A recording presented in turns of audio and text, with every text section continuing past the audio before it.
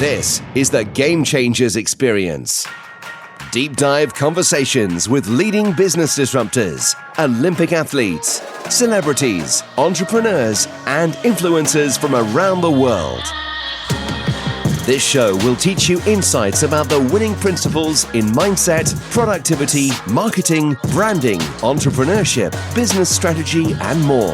Hosted by productivity authority, business strategist, former elite athlete, author, and public speaker, Adam Strong. Hello, everybody, and welcome to today's podcast episode with myself, Adam Strong. And I'm really looking forward to today's conversations. And oh boy, we have a great guest on the show today. Someone that actually has come into my circle very recently and extremely experienced in his topic and subject, and something which I'm a real big fan of, and it's piqued my curiosity more than anything else. So who we got on today's show is probably the $1 million question, and today is Chris Hood. Now, who is Chris? Chris is a digital strategy expert and the author of Customer Transformation. He's been in the game of AI marketing and business development for the past 35 plus years, and is the host of the Chris Hood Digital Show. Now, his former roles included heading up digital strategy for Google, which is a real big one, and has worked with Fortune 500 companies, including the likes of Ford, Fox Broadcasting, and Disney alike. So, you know, we're going to be talking a lot of great, juicy stuff, all the things around AI and storytelling and digital transformation, all those types of things. The other things we actually be speaking about actually is we're going to be talking a little. I mean, we've had some great conversations around AI, but I really kind of want to hear it from the horse's mouth with regards to someone who has had great insight in working with some of the big corporations, but more importantly, ladies and gents, how you can utilize some of the tools, strategies, and resources without having to have the big budgets like the big corporations have. So, you know, that's going to be a real game changer, I think, as part of this conversation. We're going to be talking a little bit about, I'm going to get Chris to share some insights about, you know, some of the digital strategies that he employed with working with some of the companies, and hopefully he can give us some insight and kind of delving deep and things like that. So it's going to be a great show, by the way. So I just wanted to kind of give you a bit of a heads up. Now, if you're listening to us live, use the hashtag live. If you're listening to the replay, use the hashtag replay, of course. And like I said, what I was going to say to you is, if you want to, I would highly endorse you go make sure to check out Chris's book on Amazon. We'll put all the link below, of course, and check him out on social media. Go give him a follow, give him a quick share, give him a hi, whatever it might be. And I'm sure in due time he will respond. Anyway, less babbling from me. Chris, welcome to the show. Why, thank you. Looking forward to this. Absolutely. 100%. Yeah, I'm looking forward to it as well. You know, it's really interesting. I mean, you know, your experience in working with Google and sort of, you know, in being in charge of business digital strategy, as that's what it's called. I mean, that must have been, I mean, your experience in working with Fortune 500 companies, you know, that's a biggie. But to work with Google, one of the biggest digital companies out there, it must have been is a bit of a game changer. How long was you with them for, and tell us a little bit more about what your job entailed? Yeah.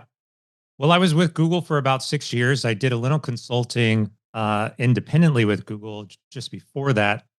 But during that time, I spent a lot of my effort was focused on this concept around digital strategy. And I think if we even look back over the course of the last 6-10 years, even the concept of what digital strategy has evolved. So what I did mostly was went into companies, organizations, our customers, and worked with them to really try to figure out how they were going to adapt and evolve and innovate new ideas. So you might have somebody like, I don't know, like a Home Depot who comes and says, you know, we've got this really great idea of how we want to engage with our customers. Is it possible? How do we make that happen? What are the technologies that we use? And during that process, we would go back and forth. Well, have you thought about this? Have you looked at it a different way? And so every week was something really interesting and exciting, because whether it was Domino's Pizza or Mattel Toys or cruise lines or McDonald's or Starbucks or Target, like go on and on and on, you're having these really massive conversations about how to think about digital strategies maybe a little differently, but also how to innovate in order to support their customers. And that was what I really enjoyed the most of my time while I was there. I guess each business has its own set of challenges and value propositions or whatever it is. And I suppose in a way, Disney has a very different value proposition to like Home Depot, as you'd kind of mentioned. And I suppose crafting, as I like to call crafting, these different digital strategies according to the business must have also given you some, I guess, giving you some kind of, I don't know about you, but when I work with clients and you see the transformation and you see the result at the end, it kind of gives you that sense of satisfaction. Do you know what I mean? Oh yeah. Well, it's interesting that you talk about, like, say, Disney versus, fill in the blank. Did you say Home Depot? Yeah. Like Disney versus Home Depot is a great analogy, because there are some differences in terms of that value, but then there are some great similarities. Actually, there's only one. And what's fascinating about this is that you can watch Disney over the course of definitely this last year, how their values are actually starting to change. You could, if you really analyze Disney, you see that they have a shift of what's happening. They are moving drastically away from the original vision of Walt Disney and have become this new entity, all based on values that they hold. And I'm not one to get into the geopolitical, social, challenges here, but you can clearly go do your research and see that there is a change in values for Disney. On the flip side, you have Home Depot, and I would argue that they have also changed some of their values in terms of maybe to the opposite extreme as Disney, but they still have a change in perspective. But here's what's interesting. In the middle of both of them is one truth. They all need to align with the values of their consumers. Because if they don't, as we've seen from Disney as an example, you start to lose customers. 100%. Another great example of this is Anheuser-Busch recently this year. I talk about it extensively in my book, how they have shifted and as a result lost millions of dollars, right? So this value is not just an internal value of what makes them go. There's an alignment that has to happen within their organization to their customer, because at the end of the day, no matter what, you are serving the customer. And if you don't do that, you're going to lose those customers. Yeah. Or ultimately lose your business, right? If you don't have customers, you don't have a business. Exactly. And I mean, there were a couple of companies that came to my mind, which no longer are around, but were around maybe in my childhood, probably in your 20s or 30s, which will be places like Tower Records or, so that's a classic example. Blockbuster Video, like when we went down to the shop and got a VHS, right? It doesn't exist anymore, right? Because they failed to innovate and they failed to identify the digital strategy around that. So it's some good points there. Love it. I want to kind of get some ideology around that, because being a business strategist, it's a little bit different from digital strategy. It's very, very different in terms of like innovation and just kind of like tactics, because you have to kind of think to yourself more kind of like in the future digitally type of thing. Do you know what I mean? So, but I'd love to know what your thoughts are about the key steps of crafting a digital strategy that can lead to a customer transformation. Maybe you've got some stories that you could share with us. Yeah, well, it's interesting that you said, business strategy versus digital strategy. Is there really a difference? I think that's a valid question that we could ask ourselves. It's interesting because I had a conversation about a month ago, and somebody said, the signs of a great leader is the leader that focuses on their P&L. Now, you would argue that from a business perspective, your P&L is your lifeblood. Got it. However, without customers, we'll go back. Without customers, you don't have a P&L. So Right. you just have an L. You just have a loss. So you can't argue that the business focus is any different than, again, a digital focus. What are you ultimately trying to do? You're trying to attract customers into your business. The difference with digital versus business, where maybe business, you could say, look, we're focused on our operations, we're focused on, HR, we're focused on the, the P&L, all of those sales, whatever. You can argue that that's the business side of it. And the digital is the technology side. But again, this is an argument that I make drastically in my book, which is you're not serving anybody other than the customer. True. So even from a technology perspective, you're not bringing in technologies just for the sake of bringing them in. So many organizations right now are looking at AI and they're thinking, oh, well, we got to get on the bandwagon. We got to bring in AI. We've got to use it. We got to figure out how to use it. Why? Like, unless you can tell me directly how this AI is going to help your customers, there's no point in doing it. You're wasting money, time, and resources for the business. So true. So the digital strategy has to still have this focus on the customer. How are we going to engage with them? How are we going to connect with them? What do they want? So I'll ask you a question. It's a very, I'll say it's a rhetorical question, but if you were to go into a grocery store today and the grocery store said, oh, sorry, we don't take debit cards, what would you do? Well, you don't have any cash in your pocket, most likely. You're going to leave the store, go down to the street to another grocery store and go find a store that takes debit cards. That's because our expectations today are, I want to go into the grocery store, buy groceries, and use my debit card, right? Right. And you could use that analogy across really any type of business. You are a consumer. We are all customers. And what's amazing is that when people think about the digital strategy, they're not putting themselves actually into the role of the customer and saying, well, look, if I was walking into our store or if I was engaged with our company, how would I expect? And it's amazing how many times said, well, I find it frustrating, but that's just the way it is. Change it. Like, this is the concept around digital strategy is you have to go and meet the consumer where they are with the technology and the platform that they want to engage with you. And if you do that correctly, then you're going to drive more business. The next step is to do it easier, right? So I was looking at a grocery store just a couple of days ago. I was looking for a product and I was trying to find a grocery store in the area that had the specific product I was looking for. And I got to one of our local stores. I won't name the names. And I was trying to do a search. I found the search and it says, you would like to say, is it available at my local store?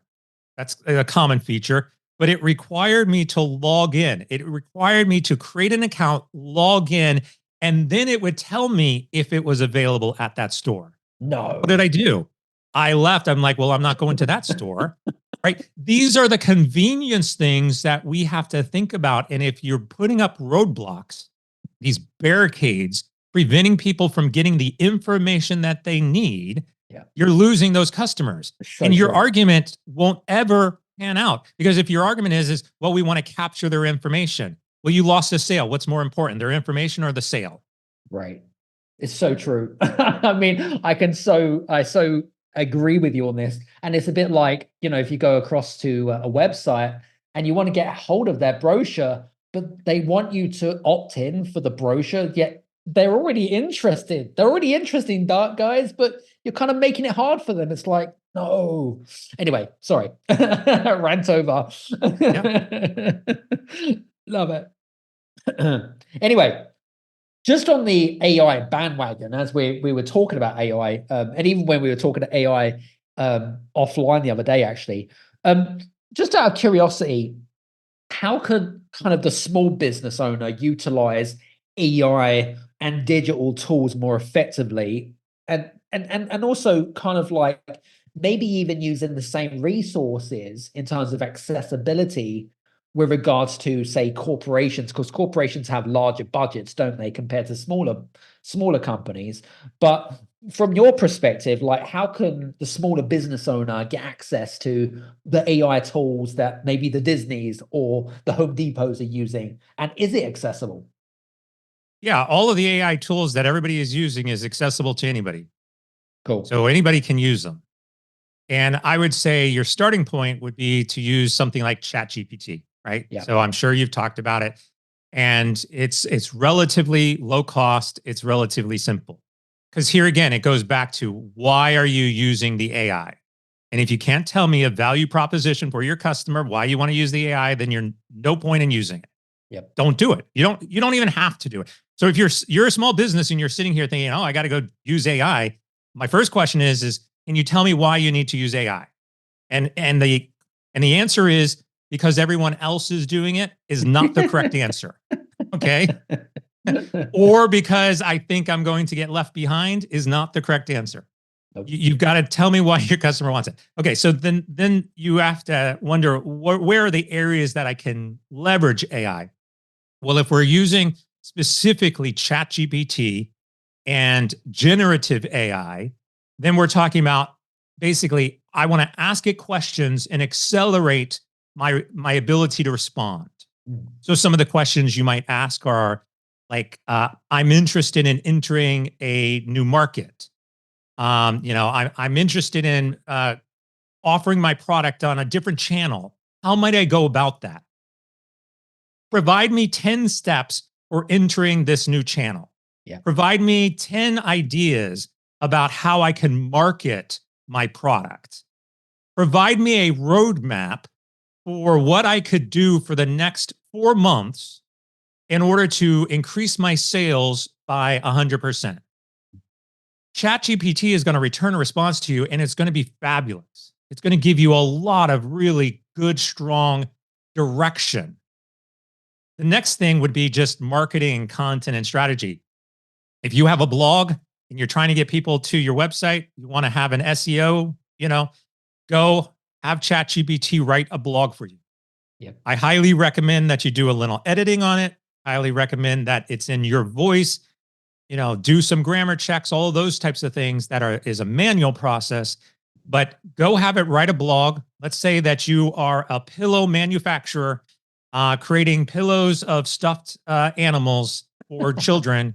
Great. Write me a blog post of the 10 reasons why stuffed animal pillows are great for kids. And it will do it. And it's going to be fabulous for you. Go edit it, grammar check, post it. Quick, easy. You can do a blog post a day leveraging ChatGPT. Yeah. Right. Agreed. And then there's some other extensive marketing things that you can do with other tools. There are plenty of tools out there, like creating videos, creating, background music, having voiceovers, AI voiceovers.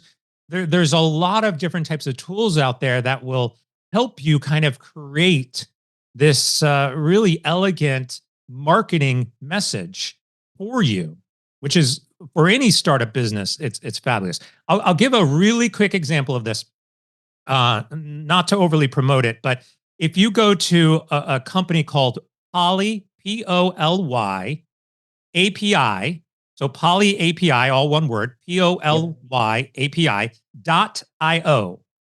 Okay, so polyapi.io. On their homepage, there is a video. It's called like Explore Poly. If you watch that video, that entire video was done with AI. No So way. all of the images, all of the music, all of the voiceover, all of the segues, all of it was done with AI. There was just a little manual manipulation from what I heard, but it gives you an example of what you can accomplish. And here's the punchline. That entire video was created for free. Wow. So you That's can get an insane. idea of the power of AI right now and what you could potentially do. Amazing. I don't know if you got that, guys. If you are listening to this in the car or in the gym, make sure that you've written that down in your notes section and go to that website and check that out. So seriously, that is a great golden nugget. So thanks very much, Chris. It's a really good one. Interesting. Now you mentioned what was I going to say to you? Going back to what you said around storytelling as well, because I know that you were really big into the whole kind of storytelling thing. So can you share maybe some of the storytelling techniques or technologies that some companies had used to build brand and connect with their audience and things like that? I mean, I know that you share a lot of them in your book, Customer Transformation, right? Yeah. Look, there's two sides of storytelling. There's the brand side and there's the consumer side, right? So from a brand side, you have to understand what your message is. What are you trying to convey to the customers and then be able to attract people based on that messaging? It's a story.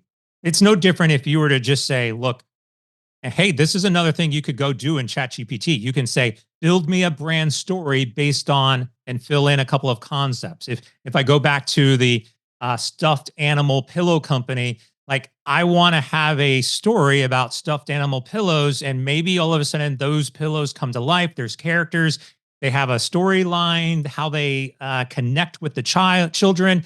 Nighttime woes go away. Whatever it is, build out that story and be able to share it as a story. For those of you who are, say, solopreneurs, your startups, it's just you. You have a story. Yep. What is your personal story? How did you get to this place? Why are you starting your company? Be able to answer some of these questions as if you were in an interview, because that story is what's going to build a relationship with your consumer, which is what you ultimately want to do. The other side of this is your customer wants to kind of partake on their own journey, right? We talk about customer journeys, customer experiences. That story has to fit into their lives. Now, this is where we get into areas of like personalization. That's a big thing. We believe that AI can be one of these catalysts for personalization so that I get a personalized experience for me. Amazon is obviously doing a great job of this right now, but I've often attributed this to something like a choose your own adventure story, right? Like if you've ever read those books back in the, again, 40 years ago, choose your own adventure. You read a couple of pages, it would say like choose A or B. And if you choose A, go to page 37, finish the story. You could do that type of stuff with AI in your storefront, right? Person comes in, you get a little information on them, you understand who they are, you present them an option, they pick B, they get more customized experiences. Like that is a story that is interactive and evolving directly on your website. So thinking about stories from both perspectives, I think will help you really get the vibe that you want for your company out into the world. Love it. Very cool.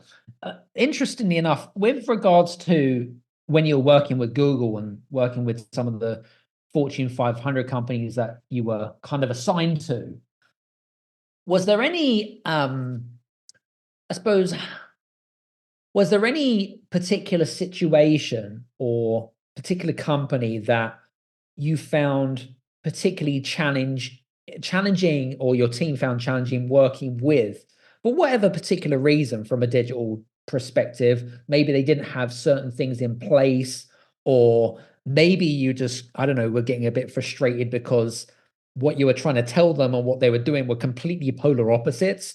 I'm sure you've had plenty of that. Is there anything that kind of springs to mind? And what was the context? What was the backstory? Give us some insight. Yeah, there's a lot. The unfortunate reality is that there's a lot of businesses that just don't get it, or they don't care to get it. They don't, they think they're smarter than you. Their egos get in the way. You mentioned Blockbuster. The reality is the only reason Blockbuster went out of business was because of their egos. Yeah. Wasn't because of anything else. Wasn't because of technology or disruption or customer or anything. It was egos.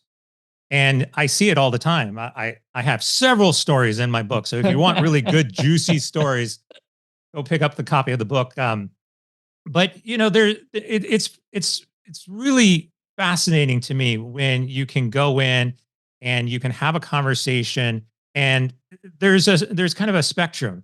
You have people who just don't get it, legitimately don't get it. They don't see it. They don't see how that could work for them. all the way up to the egos, like, you don't know what you're talking about, we're not going to listen to you, right?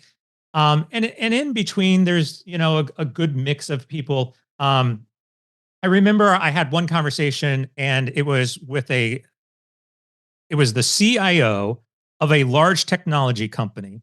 And on the call was about 15 of his support staff. And I was giving some suggestions about how they could potentially look at the business differently.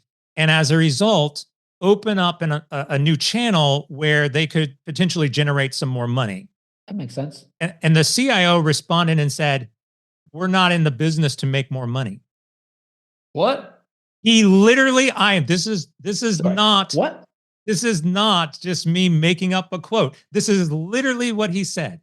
He said, "We are in the business to maintain where we're at. The status quo is ideal for them." Now, I'm sitting here thinking, like, I'm literally in shock. Like, you don't care about growing your business. And my only thought was, the 15 other people who are on his team who are sitting here listening to this, how many of them are thinking, why am I working here? Like, so again, the cliche term is, this is how we've always done it. Oh, So because this is how we've always done it, this is how we will continue to do it. So if it's not ego, it's culture. If it's not culture, it's misunderstanding. But yeah, I mean, I was going to say, there's, what do you do with that? I mean, seriously, when a CEO turns around and says, we just do things the way we want to do. Like, what do you say to that? I mean, that's such a hard comeback, isn't it? well, so look, the good thing about my time at Google, and especially now that I'm a consultant, is I don't really care. It's your business. Look, so I got very good at recognizing there's an opportunity or there's not. Your ego's in the way, it's not. On that particular call, once he said that, I said, I see.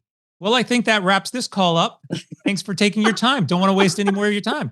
Like, just in the call. Like, there is absolutely no point. And you can see it. There are moments that you can see when the light bulb goes off, like, oh, they got it. Great. Yeah. And there's moments where you can see they don't care. In both cases, you're like, oh, thanks for the time. See you later. It's your business, not mine. Oh my God. If you don't want to grow your business, that's fine. It just absolutely bedazzles me when you're on a call like that.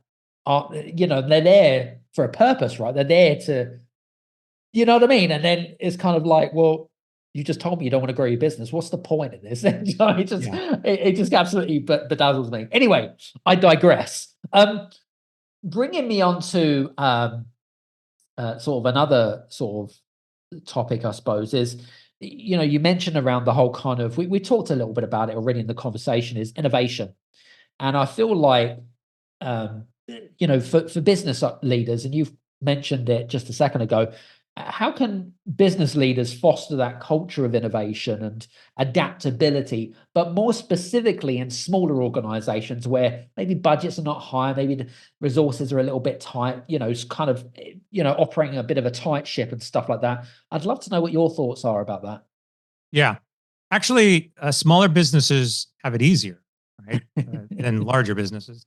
So if you're a startup, you're a smaller business, one person, obviously it's your decision. Exactly. Two people, figure it out. 3, 4, 5, 6, 10 people. It's a lot easier when it's a small team.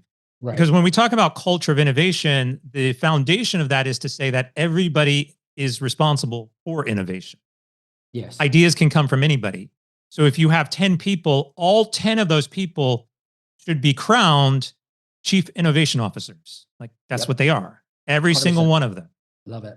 When you start getting into larger organizations, 10,000, 20,000, 30,000, that's where the complication starts, because typically what we hear is, hey, Charlie, my boss, hey, I've got a great idea. How about if we do this? That's not your job. Go back and do what you're told to do. Leave it to the innovation experts. And when that happens, you're frustrating people. And what really happens is they leave, they take their idea with them, they go to another company, and all of a sudden your competition has this idea, and all of a sudden Uber is born, and you're like, what the crap? So, so everybody is responsible for innovation. And if you maintain that mindset that ideas can come from anybody, that everybody is responsible for innovation, that's the culture you're looking for. The next step to that is, how do you manage it, right? So maybe there's a budget consideration in there, maybe not. I mean, the video that I just pointed out on Poly API, like that costs nothing.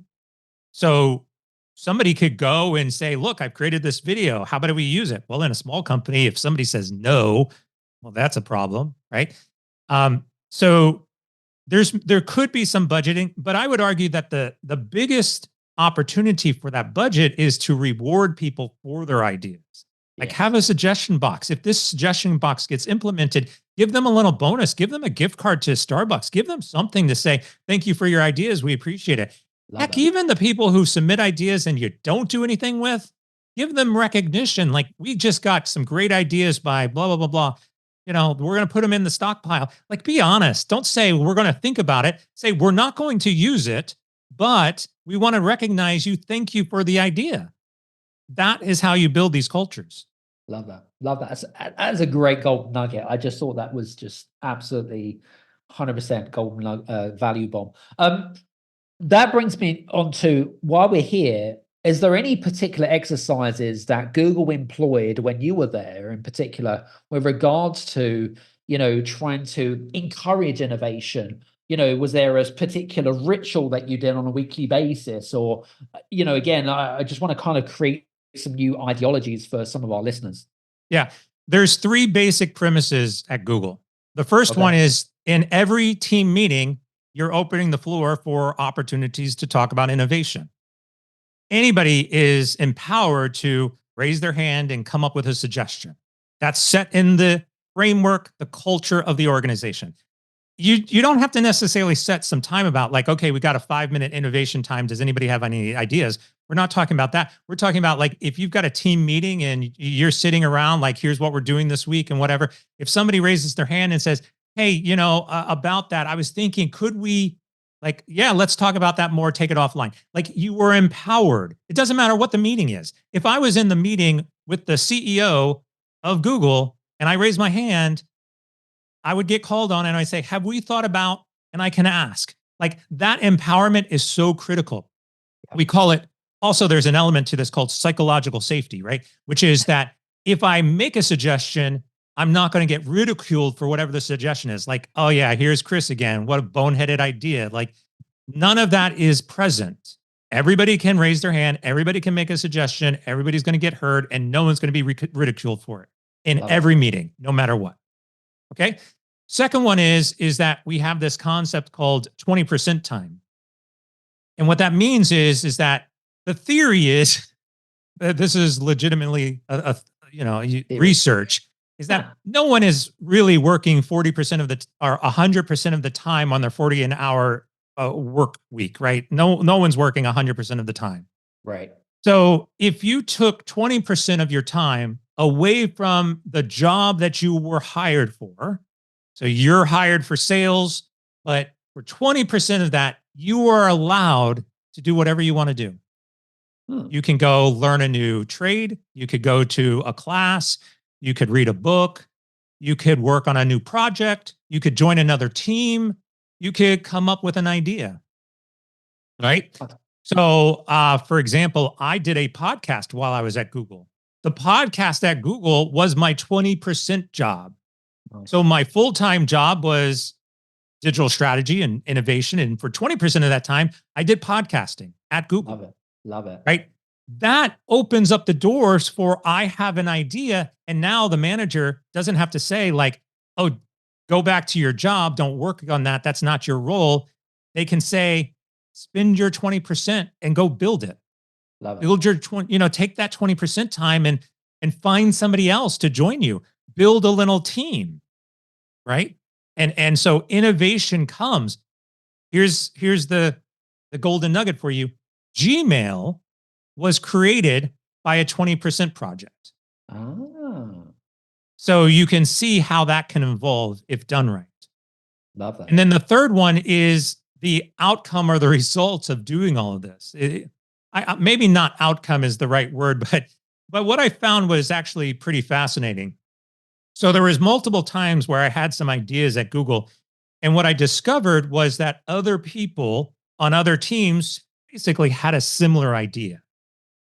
And so what was introduced, and I think this is part of the nature and culture of Google, is you basically build these little startup environments, these little startup communities, no different like if I was to go create a startup and now I've got competition, you're building that directly inside of the organization and you have competing startups on the same idea. And eventually, how everything works, one of them is going to percolate to the top and win. Now, why did they do that?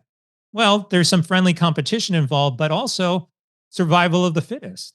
The one that percolates to the top and wins usually has more sustainability. And so as a result, you get clearer understanding of the innovative ideas. You can, really ensure that they are on the right track and then prove it. And then proving it, you win out. And then typically what would happen is you either fund it, you build an extension of the team on it. And I saw that happen a lot at Google where, it started with an idea, it built up, and then all of a sudden there was like a team of 50 around it. Love that. Love that. It's interesting just to kind of get some of the, what I call it, the insides, right, of what some of the biggest digital transformational company out there, it's one of the biggest, so that's great. I love what you shared there.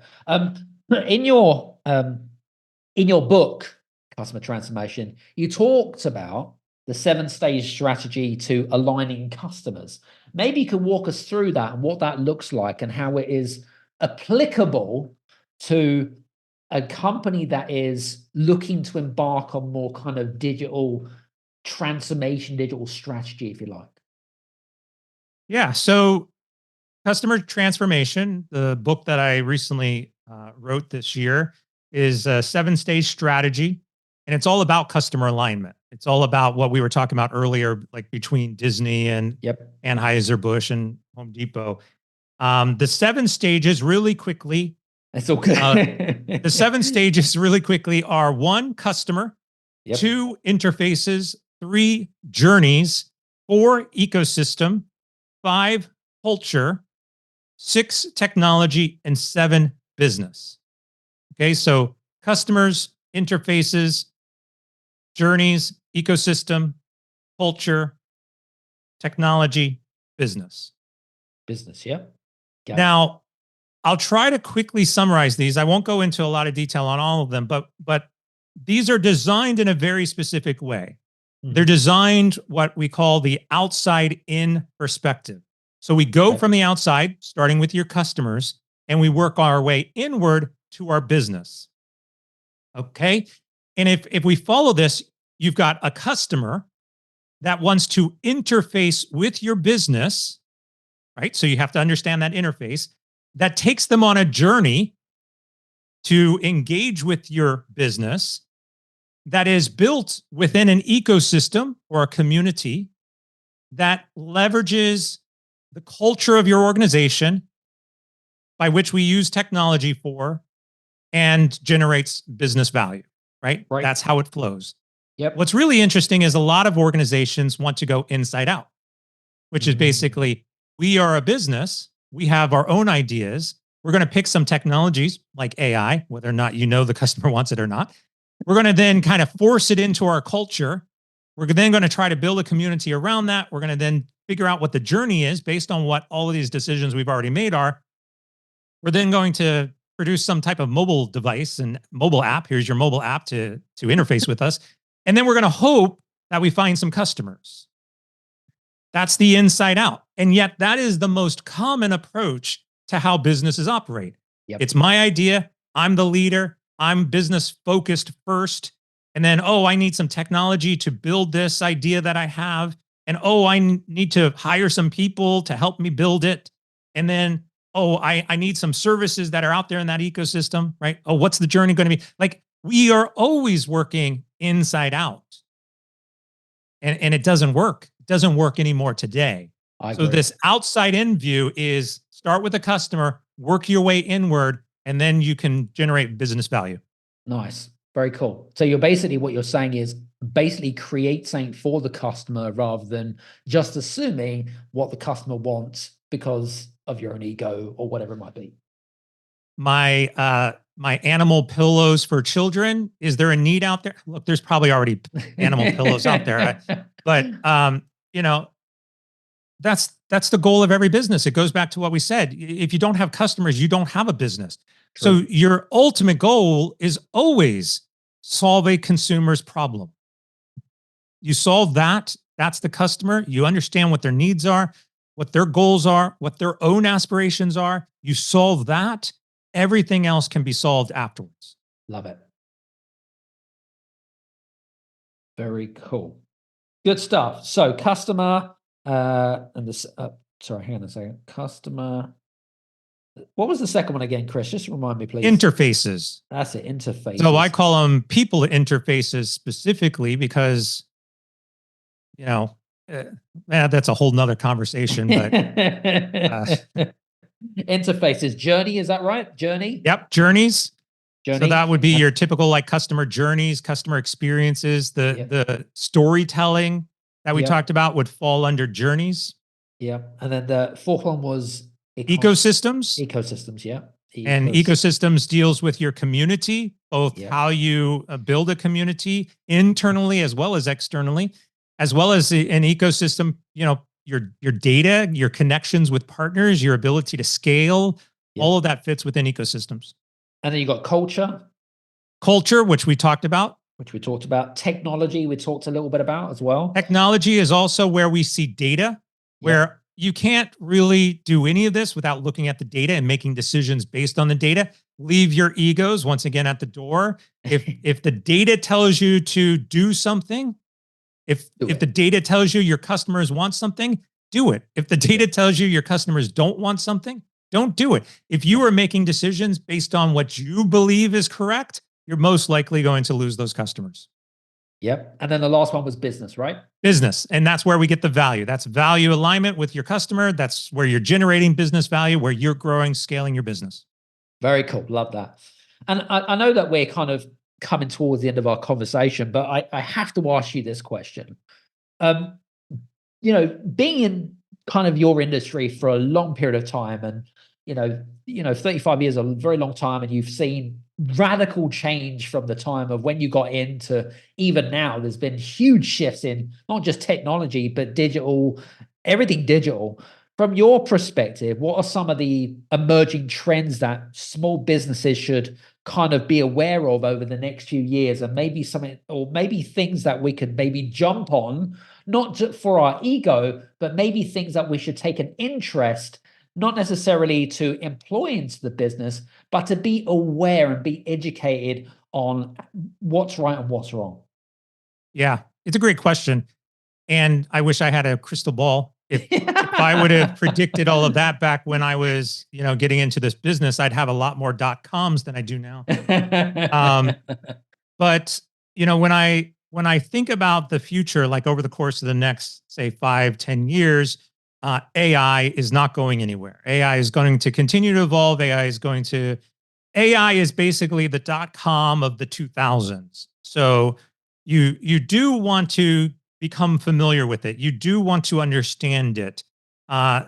Increasingly, there's going to be more jobs and more connections, relationships, partnerships built with some level of understanding of AI.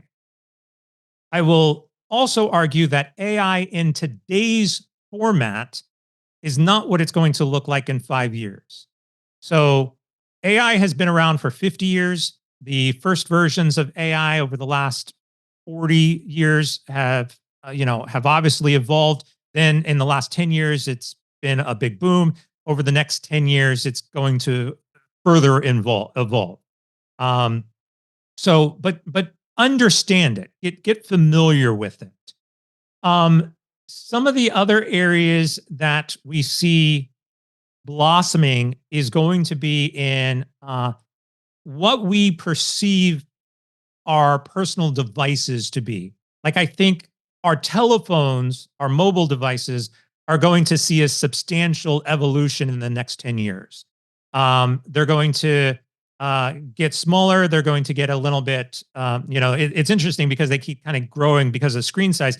But I actually think they're going to become a little bit more compact, and they're going to be more connected. We're going to see a lot more in the evolution of what we call IoT today, Internet of Things, with connective clothing, connective cars, connective watches, like connective devices, connected eyewear. All of those types of things are going to start to change our connections with our phones. That's interfaces, by the way, in our in our 7 stages. Second stage, interfaces, is all about how we interface with our data. We're also going to start to get to these personal assistants.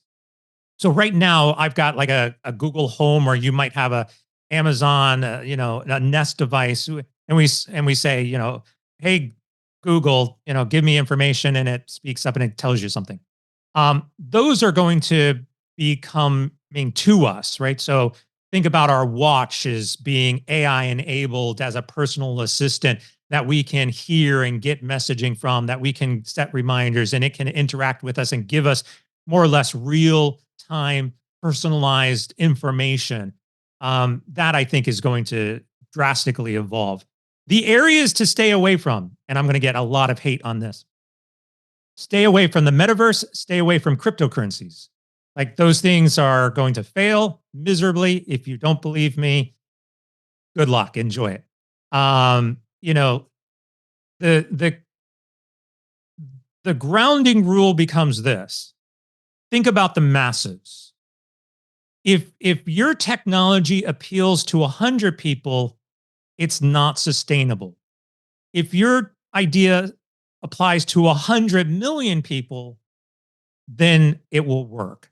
Right now, AI, although it's popular and although there's a bandwagon, it's really only being used by 1 million, 2 million people. You've got to scale it to that 100 million, 200 million, 1 billion people.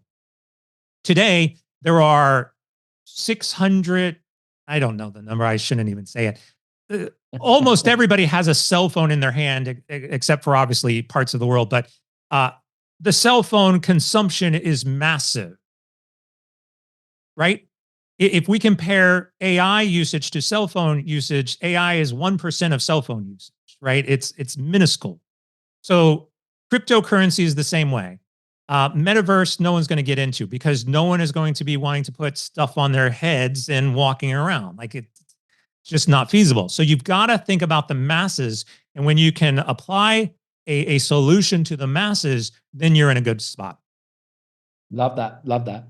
Yeah, it's just really interesting. It was an interesting question. I just wanted to hear what your thoughts were about it and stuff like that. It's always good to get an expert insight into what your thoughts were about where the world is going in these days. So yeah. One more real quick thing is, if we see regulations start to go down, like for instance, I'm not talking about privacy regulations, which are directly correlated with this, but if we start to see some of the regulations in the healthcare industry go down, as well as financial sectors go down, things like my checking account. Right now, I'll go back to my cell phone.